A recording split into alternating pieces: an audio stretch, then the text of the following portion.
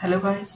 आज हम लोग के पास एक क्वेश्चन है। हम लोग को सॉल्व करना है d2i/dx² प्लस a²y = sec इसको हमको सॉल्व करने के लिए कुछ बस छोटे छोटे चीज़ों पर ध्यान रखना है, बस बन जाएगा।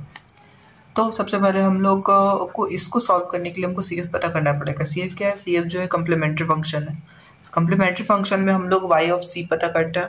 वाई ऑफ सी के लिए हम लोग सबको सबसे पहले d2y/dx² को d के फॉर्म में लिखना पड़ता है, जो कि जो जो आपको m देता है ना, m+a², ये टर्म देता है। m+a² कहाँ से है? यहाँ से, क्योंकि हम सारे y के टर्म को और d जो हमारा d2y/dx² ये सारे टर्म इन सभी को हटा रहा है। तो हमारा जो कैरेक्टर जो हमारे इस क्वेश्चन का जो कैरेक्टर निकल के सामने आता है, वो इक्वेशन एज ए इक्वेशन सामने आता है, वो है m² + a² = 0। तो हमारे पास द गिवन m² = -a²। ठीक है, जब हम लोग इसको सॉल्व करते हैं m का वैल्यू निकालने के लिए, तो हमारे पास m का वैल्यू निकल के आता है m = ±a i, है ना, आयोटा का फंक्शन आता है हमारे पास। तो जब हम लोग कम्प्लीमेंट्री फंक्शन लिखते हैं, कम्प्लीमेंट्री फंक्शन क्या होता है? y of c = c1 cos ax plus c2 sin ax।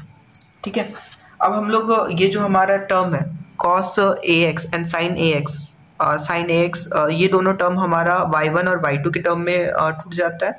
y1 और y2 के टर्म में टूटने पर हमारा जो हम मान लेंगे कि ये y1 और y2 में, तो अब नीचे आते हैं। अब हम लोग क्या करेंगे कि हम लोग लीनियर इंडिपेंडेंट के लिए लीनियर इंडिपेंडेंट फंक्शन निकालेंगे, जो कि जिसको हम लोग हमारे मैथ की भाषा में रॉनस्कियन फंक्शन कहते हैं। ठीक है, तो रॉनस्कियन फंक्शन को हम जब निकालेंगे तो हम लोग डिटरमिनेंट करते हैं y1 y2 के फॉर्म में। तो ये फंक्शन हमारा, जब हम लोग इसका डिटरमिनेंट निकालते हैं तो हमारे पास निकल के आता है a cos² ax plus a sin² ax, जो कि हमारा a के इक्वल आता है। ठीक है, तो हमारे पास फॉर्मूला होता है y ऑफ p निकालने का। y ऑफ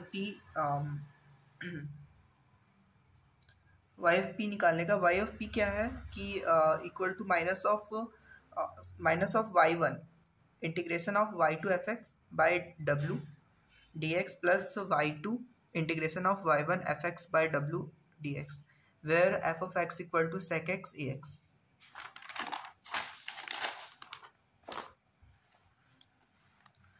अब हमारे पास y ऑफ p में जब हम वैल्यूज रख लेते हैं y1 y2 जितना भी टर्म्स है उन सभी का, तो हमारे पास ये टर्म निकल के आता है। इस टर्म में हम लोग इंटीग्रेशन को पुट करते हैं, जो हमारा इंटीग्रेशन है उसको जब हम लोग इंटीग्रेट करते हैं, सॉरी ये पूरा टर्म है। ठीक है, y ऑफ p, इसको जब हम लोग सॉल्व करेंगे, इंटीग्रेट करेंगे, तो हमारे पास ये निकल के आता है -1/a cos ax का whole 1/a ln of mod cos ax plus 1/a cos ax which into x।